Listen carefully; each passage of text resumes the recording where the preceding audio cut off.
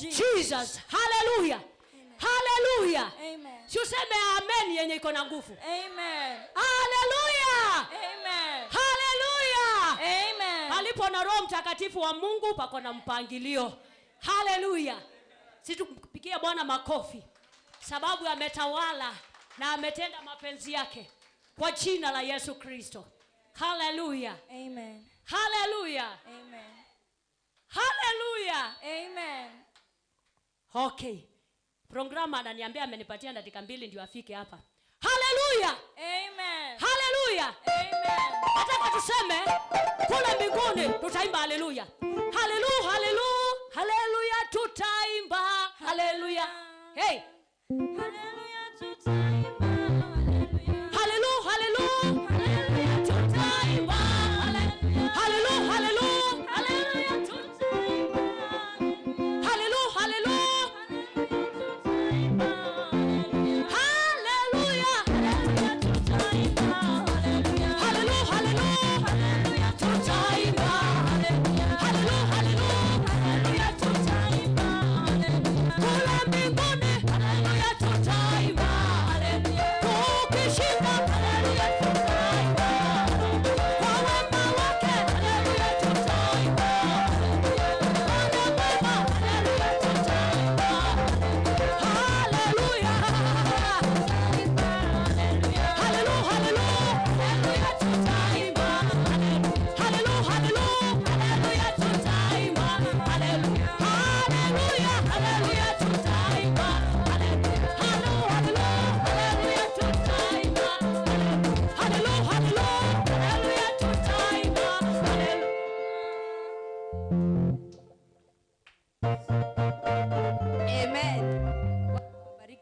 Praise and worship team.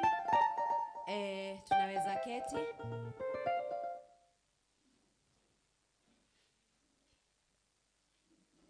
Na wakaribisha mara ingine tena katika kanisa la Synagogue CFC, Crusaders for Christ, House of Prayer, House of Love.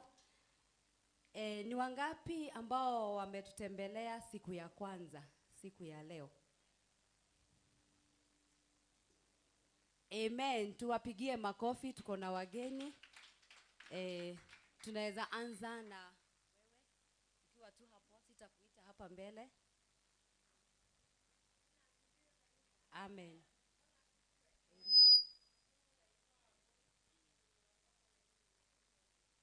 Amen. Amen.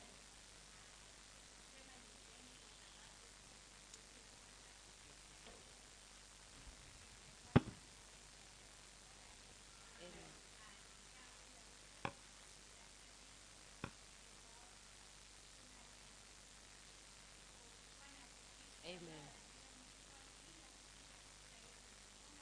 Amen.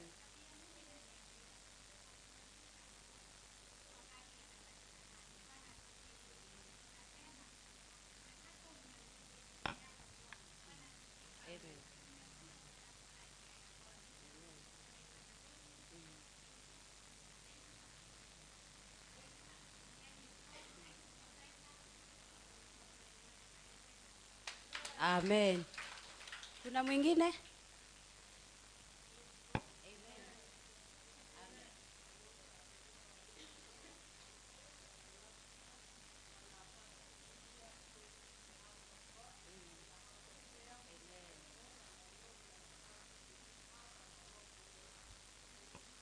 Amen. Tupigieni wageni wetu makofi. Okay, naleta matangazo kama yafuatayo. Youth Conference itakuwa tarehe 14th November. Mwingine? Amen. Amen. Kuna mwingine?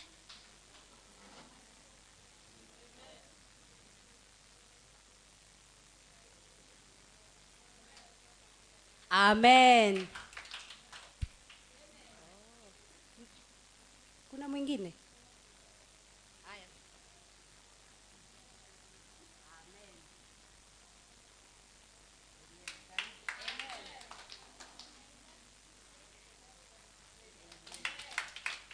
Amen. For sure, we are blessed with visitors. Visitors, you are welcome. Feel at the presence of God in the house of God. Amen. Okay, matangazo ni kama yafuatayo. Kuna youth conference ambayo itakuwa tarehe 14 mwezi huu. It will be on Saturday. I believe pastor wa youth mnajiandaa vizuri. Kuna conference ingine ya elderly conference yenye itakuwa on 20th November this year on Friday. Pastor Koki, najua umejiandaa kabisa. Na kuongezea kwa hiyo elderly conference, tutakuwa na medical check-up na tutaangalia wale wazee wetu, blood pressure, diabetes, na hata tutakuwa na eye screening na health talks. Women conference, it will be held on 28th November this year on Saturday. Invite many women. Pastoral team is available every day. And also, please let us mark that we will be having a Thanksgiving Day. Kindly note this. This is very essential. We need to thank God with our families. Since January up to the end of, we are in November, we are almost ending the year. So mark this day. It will be on 20th December this year. I would like to read very briefly about the Crusaders for Christ, the strategic plan. We have a 6-year strategic plan, and so far we are doing very good. We had said, as in the time span of January 2020 to December 2020, which we are just approaching, that we will be having a land for the church and projects, and due to unavoidable circumstances, we had even the launching of our church due to the COVID-19. We postponed. We have good news. Our daddy this morning, those who were here in the morning, we have already gotten a land, and we thank God for that. So we continue praying for that land. Praise the name of the living God. Also, we had a time span of appropriate furnishing of the church, which, as all of us we can see, the church is well furnished, and it has been a good place of worship. Also, we have managed to buy instruments like the PAs, the chairs, and even we have the TV program. So this far, God has enabled us to do His will. So as January 2021, now next year, we are planning to have a structure of a kindergarten school. I'm saying this that you can know the strategic. So by January 2021 to 2022, structure a kindergarten school, that is playground, PP1 and PP2. Going to July 2021, December 21, by the enabling of our God, we'll be having a lower primary classes, that is grade 1, 2, and 3. Come January 2022 to December 22, we'll be establishing an upper primary and development of infrastructures, that is grade 4, 5, and 6. Come January 2023, we'll be having a junior secondary school infrastructure, that is Form 1. And also we'll be having a children's home with boys' wings and girls' wing. Come January 2024, God willing, December, we will be establishing a junior secondary school, this time Form 3. And the end of the 6-year strategic plan will be on January 2025, whereby we will be having established a senior secondary school with specialization in STEM, social sciences, and selected sports and talents. And also we shall be having employment opportunities. And we are all aware that already we have, like the Mercy Ministry, the workshop is doing well. We thank God for this far. So this is our church, and it is our strategic plan. We continue praying for it. Praise the name of the living God. Without wasting time, I would like to welcome the preacher of the word this morning.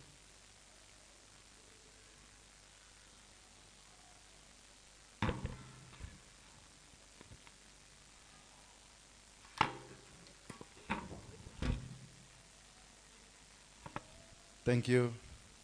May God bless you. Can lift up your hand and say hi to me. Sema hi. Janet, sema hi. A long time no see you guys. Mpaka she ready. She ready. Chukua bagi yako ende huko. Wacha hii madharau kidogo kidogo. Enda huko. Dirako. Tiago etekagira. Tulifundishwa asubuhi na mwalimu, sijui kama mlisikia, kuheshimu mafuta. Utakuja ujikute umefutwa kazi na unaulizaga ni nini, kumbe ni mambo yako nilifanya hivyo. Bwana Yesu asifiwe sana.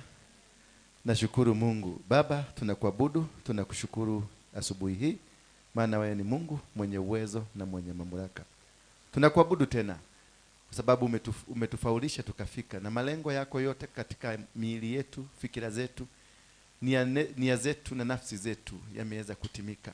Tumekuona kwa ukubwa, tumekuona kwa uwezo mkubwa, tumeona madaraka yako, tumeona ushindi wako, tumeona neema yako.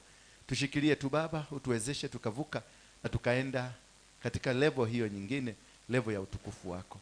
Ni katika jina Yesu Kristo naomba na kuamini. Somebody say amen. Ninamshukuru Mungu siku ya leo, na naomba tu aniwezeshe na aweze kunitumia kadri ya vile anavyotaka, maana mimi ni chombo tu cha kufikisha neno lake kwenu. Sifai na singefaa hata kuwa mahali hapa, lakini kwa ajili ya utukufu wa Mungu ameniwezesha nikufika. Hata wewe amekuwezesha, kwa maana kuna wengi walitarajia kuona siku ya leo lakini hawakuwa na uwezo na hawakufaulu. Sio kumaanisha ya kwamba wewe ni mtu mzuri sana, sio kumaanisha wewe ni mtu wa maana sana, lakini wewe tu ni mtu ambaye ni mtu wa kawaida, lakini kwa neema ya Mungu ulifaulu kufika. Kwa neema ya Mungu umefaulu kufika mahali umefika. Kwa hivyo ni vizuri sana tuweze kuelewa ya kwamba katika njia hii na katika dunia hii tuko kwa ajili ya ufalme wa Mungu, na kwa ajili Mungu anapenda tufike huko. Bwana Yesu asifiwe sana. Mumekuwa serious sana, najaribu kuongea nione kama mtanismailia, lakini you are too serious for me. No, I'm scared of you. You are too serious. Mami ni kekuru. You are too serious. Kwani mna shida nyingi ama ni mawazo ama ni neno imeuingia sana? Don't be serious. Let's be simple. This world, you need to live a simple life. You don't just to fight to live. You need just to rest and wait upon the hand of God to take control of your life. If you start now, say that I'm going to struggle to become, you are not going to make it. Because it is by the power and by the hand of God that you are there.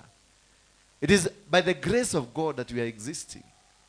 It is not that because that you are so busy, ama wewe ni mtu ambaye ni mtu wa bidii.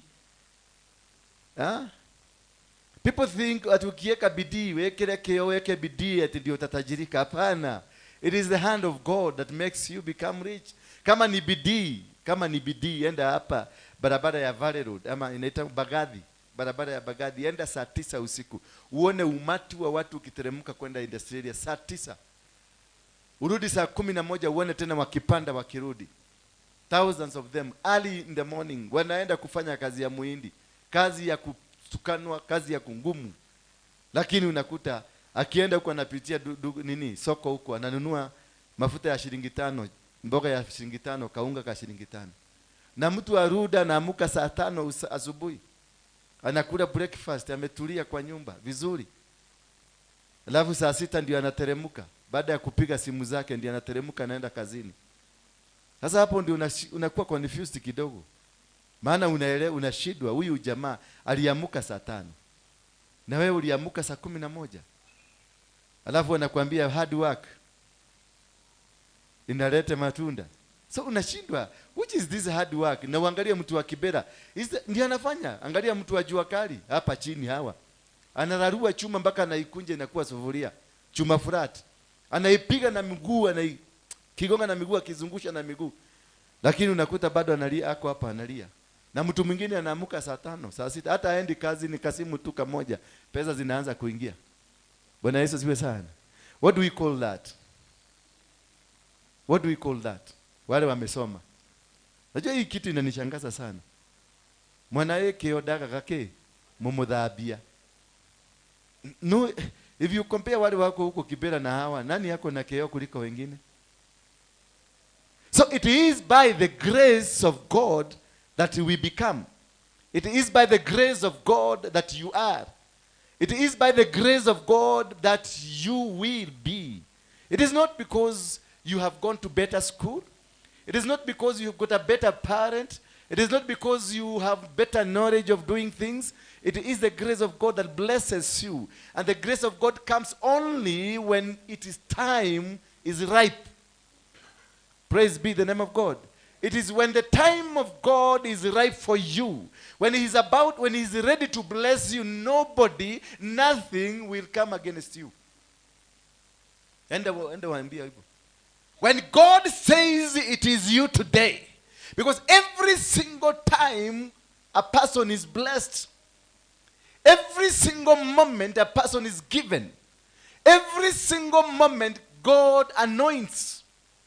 But he is a God of order. He does not, because you've prayed, you've gone to Mount Kenya, because you went to Heaven's Gate, because you went to Kataloni, and then you think God, you're going to persuade God to change his protocol so that you get what you wanted. No, you will have to wait. He has had you.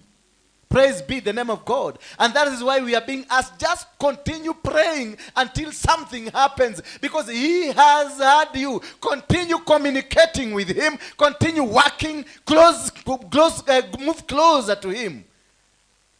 Until that time. Because he has had you.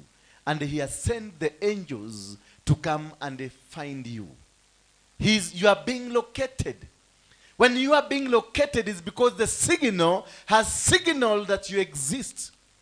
When you search, you go to Google Map to search.